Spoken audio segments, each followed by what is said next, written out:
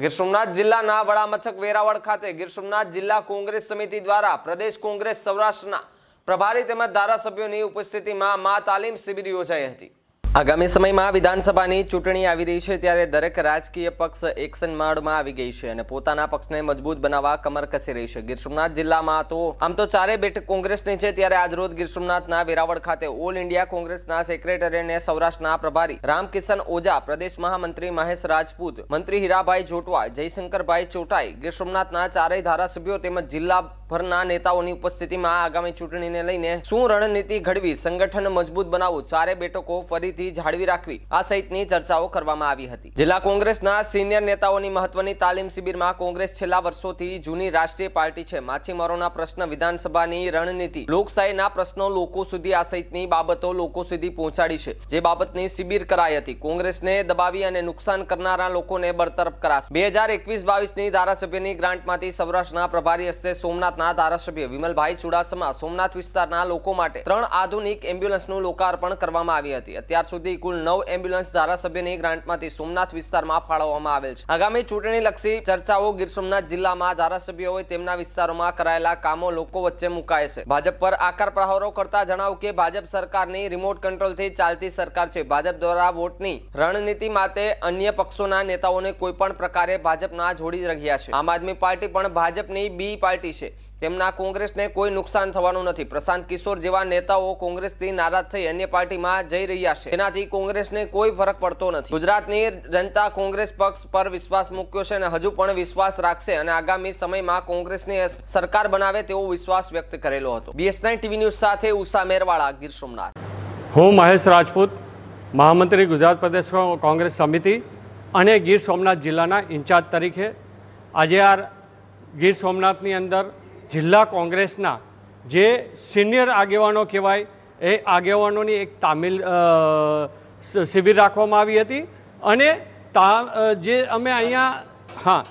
અમે અહીંયા શિબિર કરી રહ્યા છીએ એની અંદર કોંગ્રેસની વિચારધારા, કોંગ્રેસ જે લોકો સાથે જોડાયેલી છે અને લોકોની સાથે રહી અને તાલમેલ મિલાવી અને આ દેશને જે રીતે આઝાદ કરાવ્યો હતો એમ આગળના જે અત્યારના શાસનકર્તાઓ છે જે લોકોના પ્રશ્નો હલ નથી કરતા, દિન પ્રતિદિન જે રીતે મોંઘવારીઓ વધી છે, ડીઝલના ભાવ વધ્યા છે, ગીર સોમનાથના આજે માછીમારો ભાઈઓની જે તકલીફો છે એને સરકાર સુધી લઈ જાવી, આ ઇલેક્શનમાં જે આગળનો માહોલ કેવો બનશે એ બધાની વિગતવાર અમે અહીંયા શિબિર કરેલી છે અને આ શિબિરની અંદર અમારા ભારતીય રાષ્ટ્રીય કોંગ્રેસના સેક્રેટરી અને સૌરાષ્ટ્રના ઇન્ચાર્જ શ્રી રામકૃષ્ણ ઓઝાજી, અહીંના ગીર સોમનાથના ચારેય ધારાસભ્યશ્રીઓ, ગીર સોમનાથના તાલુકાના પ્રમુખશ્રીઓ અને જિલ્લા પંચાયતના સભ્ય અને તાલુકા પંચાયતના સભ્યોની સાથેની આ એક શિબિર ચાલુ છે અને આની અંદર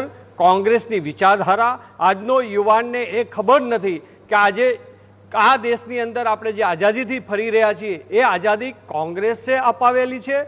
આ જે અત્યારના શાસનકર્તાઓ છે જે બંધારણનો ભંગ કરી રહ્યા છે તેની માટે એક યુવાનોની જાગૃતિ અને લોકોના પ્રશ્નોને હલ કરવા માટેની અહીંયા શિબિર ચાલી રહી છે અને શિબિરની અંદર હરેક સિનિયર નેતાઓ હાજર છે અને ભવિષ્યની અંદર જે લોકશાહીની અંદર જે લોકશાહીનો ભંગ કરવામાં આવી રહ્યો છે તેને લોકોની સમક્ષ લઈ જાવી અને લોકોને સાથે લઈ અને એના પ્રશ્નોને સોલ્વ કરવા એના માટેની અહીંયા તૈયારીઓ ચાલી રહી છે।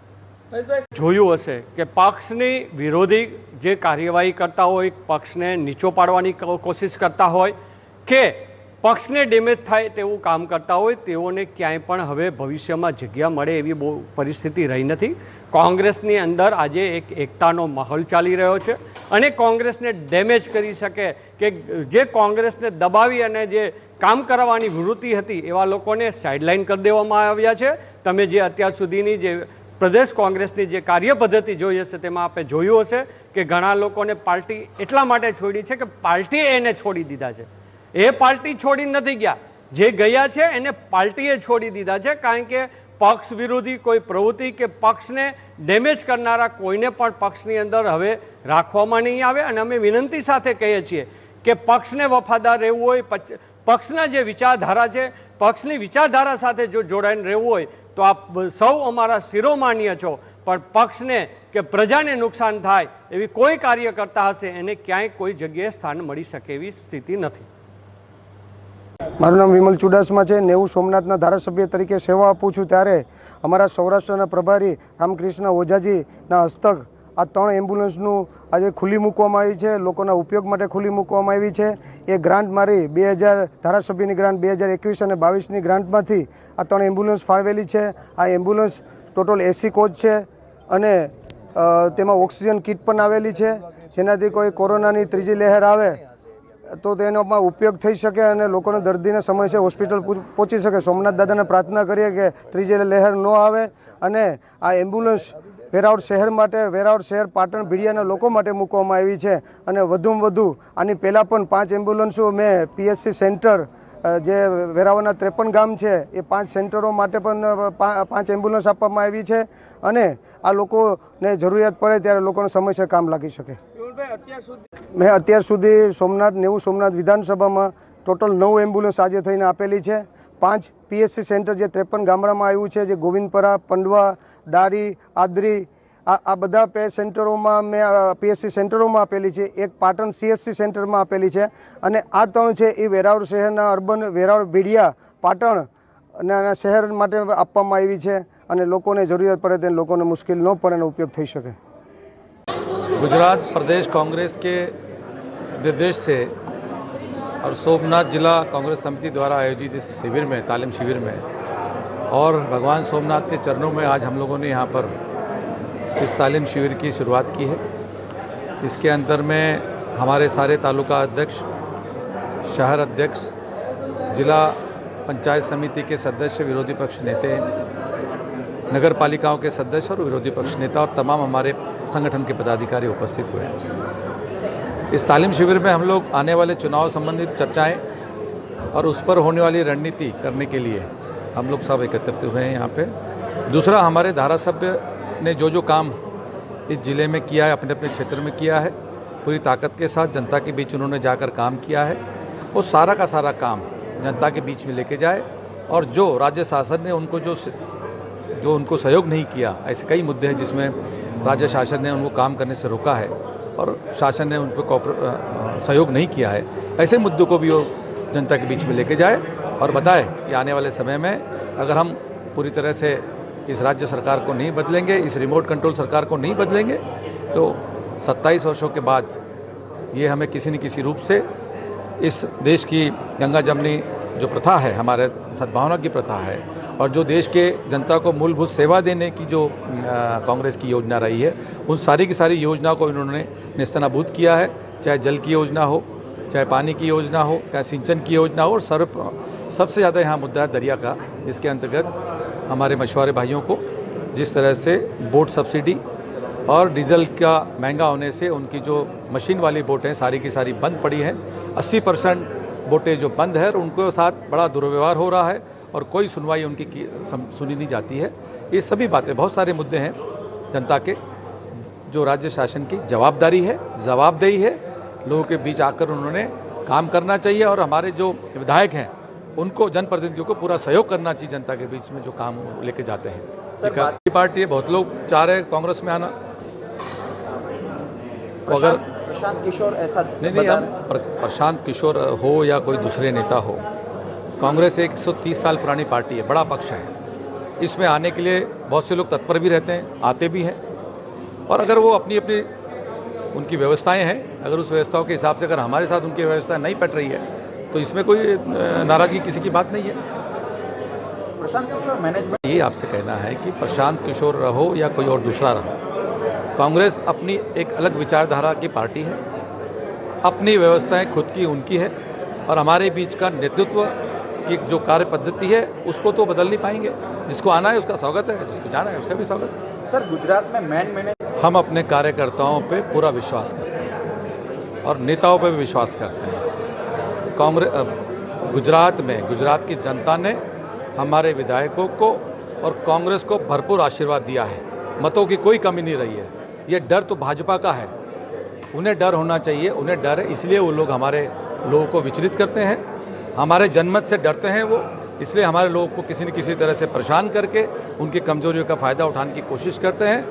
उनसे आप ये सवाल पूछना चाहिए कि भाई आप जनता में कमज़ोर है, क्यों हमारे लोगों को लेके जाते हो आप? उनको हम अपने कार्यकर्ताओं पे पूरा विश्वास करते हैं और नेताओं पे भी विश्वास करते हैं। गुजरात की जनता ने हमारे विधायकों को और कांग्रेस को भरपूर आशीर्वाद दिया है, मतों की कोई कमी नहीं रही है। ये डर तो भाजपा का है, उन्हें डर होना चाहिए, उन्हें डर है, इसलिए वो लोग हमारे लोगों को विचलित करते हैं, हमारे जनमत से डरते हैं वो, इसलिए हमारे लोगों को किसी न किसी तरह से परेशान करके उनकी कमजोरियों का फ़ायदा उठाने की कोशिश करते हैं। उनसे आप ये सवाल पूछना चाहिए कि भाई आप जनता में कमज़ोर है, क्यों हमारे लोगों को लेके जाते हो आप? उनको हमारे लोगों को हमारे मतों से चुन के आए लोगों को लेके जाते हैं, ये उनकी कमजोरी, हमारी कमजोरी नहीं। जनता हमारे साथ भरपूर तरह से पूरा आशीर्वाद दे रही है।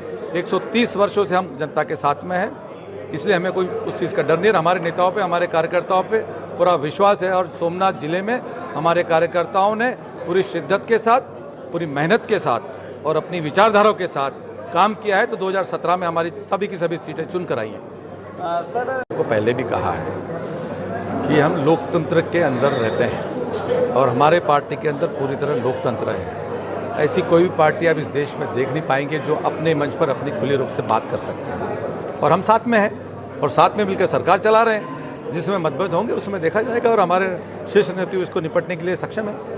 सर यही स्थिति मध्य प्रदेश में हुई थी जब मैं आपसे ये कह रहा हूँ कि हमारी स्थिति मजबूत है, जिनकी स्थिति कमज़ोर है वो हमारे बीच में फूट पैदा करके हमारे लोगों को ले आने का प्रयास करते हैं। जनता ने, चाहे वो मध्य प्रदेश हो, चाहे वो राजस्थान हो, चाहे कर्नाटका हो, चाहे गोवा हो, चाहे मेघालय हो, चाहे मिजोरम हो, जनता ने हमें भरपूर आशीर्वाद दिया है।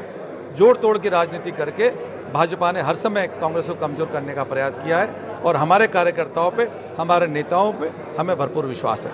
सर आम देखिए, ऐसा है, मैं आपसे कहना चाहता हूँ कि यही फिर से उसी बात पे मैं आ रहा हूँ, ये भाजपा का कारनामा है। भाजपा ने हर बार नया नया फार्मूला लाके कांग्रेस के मतों को विभाजित करने का काम किया है और आप भी उसी का एक स्वरूप है और जनता समझ चुकी है। आपको यहाँ पर कोई मौका नहीं मिलेगा और जनता इस बार मतों का विभाजन नहीं करेगी और कांग्रेस को भरपूर मत देगी और हम सरकार बनाएंगे। नमस्कार।